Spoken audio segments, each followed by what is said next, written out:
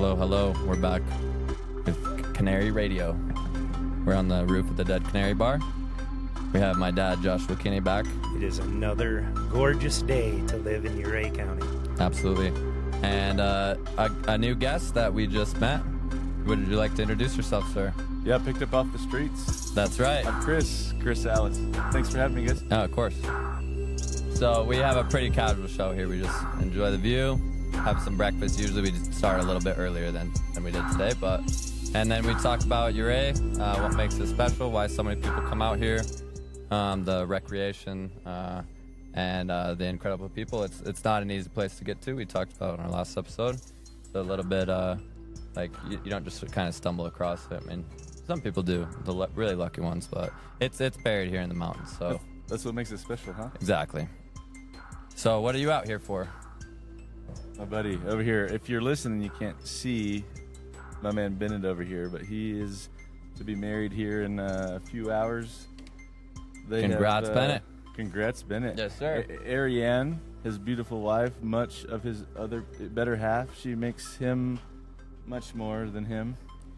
But that's why we're all here, and we've gotten to collect all of our closest friends and family, and new friends, new family. Awesome. From this, and so it's a real special time to be here. Last week was Women's Day and Family Day, and we were talking about our partners and how much they add to us and how we couldn't be where we are without them. And my girlfriend's name is Adriana, so kind of close, you know. Hey, things are... We just had our 3-year anniversary last week. Hey, congrats. Yep. How about you, sir? Got a Lacey. lady? So again, shout out. On the audio here, you can't see her, but Lacey is in the green over there. That's okay, gotcha. We've been together for about 4 years, and we've been coming to the San Juans for quite a long time. It's a really special escape for us, and but Uray is a place I have not ever stayed until this weekend. So. Yeah, you were saying you went to Lake City an awful lot. Lake City has been our place for a very long time. My grandparents, once they had the opportunity to travel, and so we're from Texas, and it's really nice to get away in the summer. It's pretty toasty down there, and they traveled around. They had an RV, and they loved to fish and be outdoors and camp, and they ended up of all of the places that they went, the San Juans was their heart. And my grandfather over this pass on the side of Handy's Peaks, my grandfather rests now. That's where his ashes are. So fantastic. That was a couple of my children. That was their first 14er. Yeah, it's a wonderful place. So you've been coming for a while. Tell us a little bit about what it was like early visit, and then compare that to what you're seeing nowadays.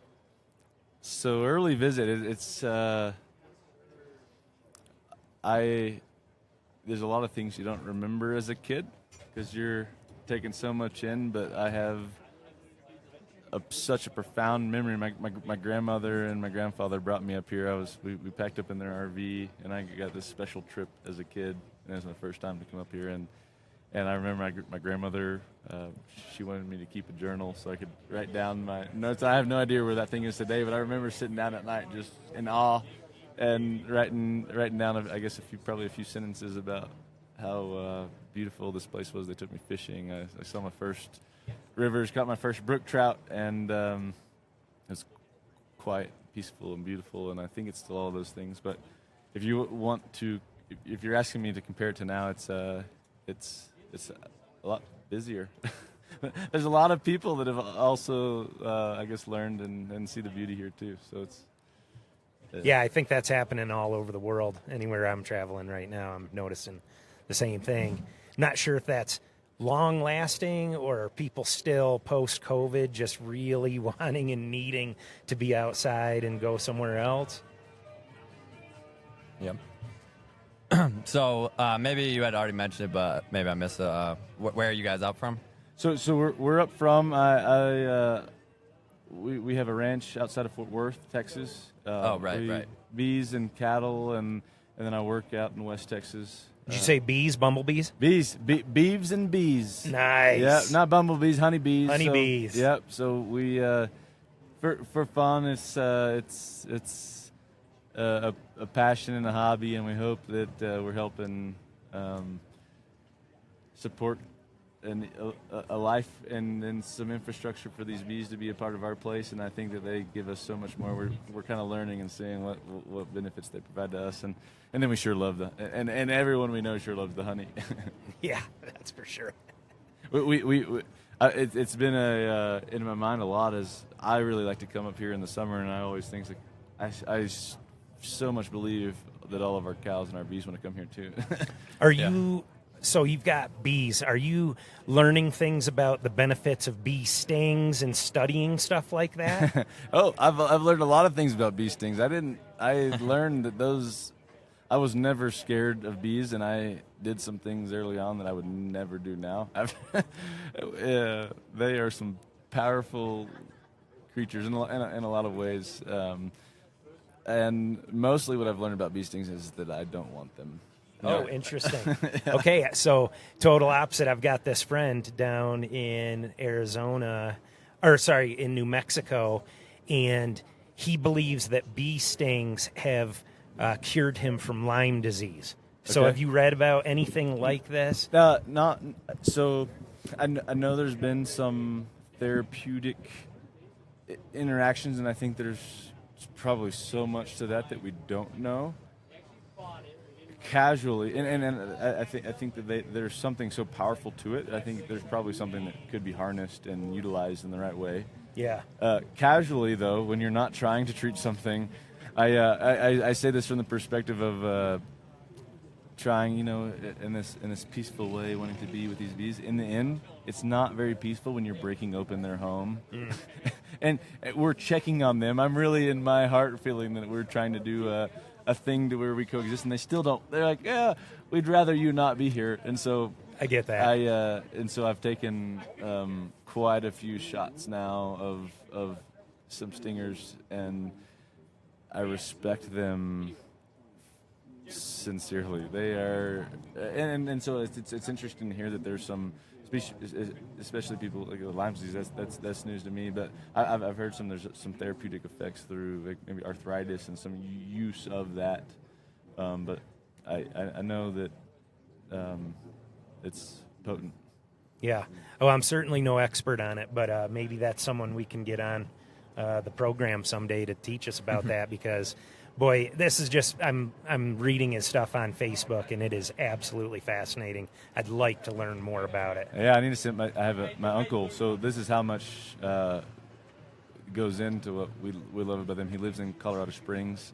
They came up, so he's the son of my grandparents that I was telling you about, and they took him to Colorado at some point in their youth, and he quickly knew that there's no other place he'd like to be. So he lives in Colorado Springs. His son's in, so my cousins, one's in Christian Butte and the other's in Steamboat, and he makes the drive regularly from Colorado Springs down to a place in Texas to help manage these bees, and awesome. Puts a ton into it. And so if there's a chance, he is certainly the knowledge base, and I'm he's the mentor and I'm the mentee of this experience, and I appreciate him so much for that. Very cool. I'm watching a bee fly around right now. Yeah. Dad, so is this the same friend that was putting you onto the ants that he's talking about eating and some of that stuff? Definitely not. No. I have a buddy that is spending his life traveling around the world teaching people the benefits of adding insect protein into their diets and eliminating some meat. He's not saying, hey, we can't eat any meat whatsoever, but the amount of meat that we're eating right now will destroy us eventually. But insects, there's so many of them. If we start adding this even once a week, like a meatless Monday, but now saying add insect protein as one of your meals in a week, the environmental impacts, the health benefits, the macronutrients. Well, and then you look at some of the ecological benefits if you can look at those. So on our place we have a cattle ranch, and I see that a lot of people focus and sort of get shielders on or blinders on what their focus, their economic interests and their operation. And so right now it is very hot. We've had one of the driest and hottest years that I know, and I think it's pretty mutually agreed on. This has been one of the worst times down there, and we have a prolific amount of grasshoppers, and unbelievable. And so it's looked at as a plague, but from a lot of people, when you're seeing the contrasting, like these things are eating and feeding on things that is alternate to this thing that you were working towards. And at the same time, I see that this is something that we are putting no work into, and they are thriving here. How do we learn to thrive with these critters, these insects, this biology that's a part of our ecosystem, and there's cultures that are used to, and it's unfamiliar to us. And I think that's something that is. I wish I knew more about it, and I've thought a lot of how. I don't know how you would go into. It wouldn't be too hard to gather them because they're everywhere, but I'd sure like to find a. Slow them down without hurting other stuff too, or like, you know, if you had crops or something similar, like you don't want to, you know, destroy those. But and so the treatment. So we were at a I was a part of a regenerative grazing school not too long ago. My father and I went, and it was focused on ecology-based practices, on doing regenerative practices, right? You know, being mindful of our Mother Earth and how we play a support role to enhance and recover some of what we've, I think, accidentally damaged. My family's always like, the land was the livelihood, and they loved it more than anything because they depended on it, and it really wasn't an intention to break down some of the function, and what we realized, like, some of our practices have. And so we're trying to become smarter about what we do and our impact, and how we can also be smart and play a positive role in that. And so it's, and I say that on the grasshopper topic that came up, and there is a way to manage them through a pesticide that it has a very broad spectrum ecological impact on a lot of other beneficial insects. And it's one of those things that some people just aren't. It's not that they're trying to do bad. It's just something that's sort of diagnosed and prescribed, and you do this, and then no one says, hey, you're also doing something very bad. It's like, hey, we're solving a problem here, buy this thing, and there's just some things we can do smarter. And I think I hope you guys are having this podcast, and this is a big part of our friends. We just need to have positive conversations and spread. Absolutely, yeah. We need to collaborate and work together. I don't think no one wants to do bad things. They want to do good for themselves. And exactly. Shannon here spent a summer in New Zealand with his Uncle Charles. And his Uncle Charles, you wanted to share a little bit about what Charles is doing? He's in the University of Auckland. He's in soil science. And I stayed with him for about 2 months. And we would go to different farms and dig up a core sample. Yeah. And then he would go to the lab and analyze it, and then build a soil that was suitable for the farm that would be the most beneficial for him. And I know I've talked to some other people about having done that, but it was a bit different. He was kind of on a cutting edge type of research with what he was doing. I've met some. I think the program's called Woofers, or where you come to organic farms, and I know that that there's a lot of that in New Zealand, and that's where it's that's what's beautiful about our age now. Like this medium you guys are using, we can learn and share with people all around the world, and we really need to harness that. And there's a lot of people trying to do good things, and we just need to share. And that's one of the stories I remember most with Charles, is he's talking about how the people weren't doing stuff to be malicious against their land, right? He'd go in and say, hey, the way you guys are tilling the land, you're actually taking the good topsoils and making it so that the rain is going to wash it into the river and wash it away from your property.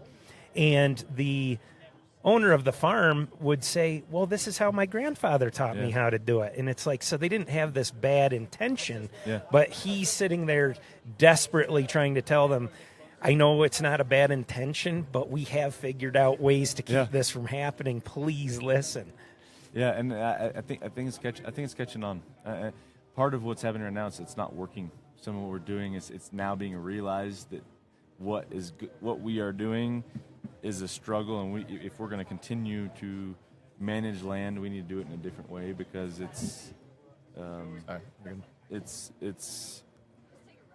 we're struggling. There's a lot of people, and there's a huge amount of our land in the U.S. We're so blessed with such a wonderfully rich country of soil, and it has provided a lot for us. And we took a lot of the low-hanging fruit. It has benefited us for so long, and now we have to work harder. It's a very human theme about preventative measures that we've ignored, whether it's in your health or in larger, you ignore certain stuff, just going for the low-hanging fruit until it becomes a problem. And then it's about fixing it, about, okay, now this species is endangered because of what we've done, and how do we bring it back? Or we're in deep trouble in our health, and how do we heal ourselves? And we're working from behind. Exactly, and the best way is to prevent those things and think ahead, but the way that everything is just exploded exponentially with technology and our mechanical work and how we harvest and do things is very different than it's ever been, and we've taken full advantage of it without having a really full picture of everything. We're now realizing the things that we thought we were improving and becoming efficient. We've scaled a lot of earth impact, and we need to be. I hope that we're cognizant of that impact, and we can have smart conversations, not without the objective of everyone is working for the same thing, the human good, to provide for our families and to provide for our communities. Yeah. And how can we do that? And can we encourage that thought to be? How can we do that for the best? It's a balance of social pressures shifting some too, because there's the responsibility we have and the part we can do, and in communities and on our own, but then it can feel a bit daunting or something when you compare it to what these major corporations are doing. That's I could do what I'm doing to save for my whole life and all my friends and my whole community, and it's still just scratching what you guys are doing on the daily. Peanuts compared to the big. But I also think it's important to not underappreciate that as well. The bricks look small individually. Sure, yeah. But they build and stack together strong, and that's what we need to do. It's an evolving thing, and it's definitely something that's been taken more serious on bigger scales, and you see these companies and stuff working, and part of their mission statement is about improving these conditions. And I think that's good. I've part of my life is I've worked in a corporate America, if you will, a public company, and I saw the goods and the bads of that, and it's a great base for learning. But what I can also say, there's a lot of things that are imperfect about so many things, but there is things, at least, and I think it starts conversationally. The action, I think, follows, but I think now it's very sincere. We call it ESG and some of this commercial and industrial stuff. But the conversation is there. We need to at least be cognizant of our environmental and our social governance of this operation. And guys, we're going to take a really quick break. I have my guest here, and we're just going to set him up and get him in too. So just give us 1 second here.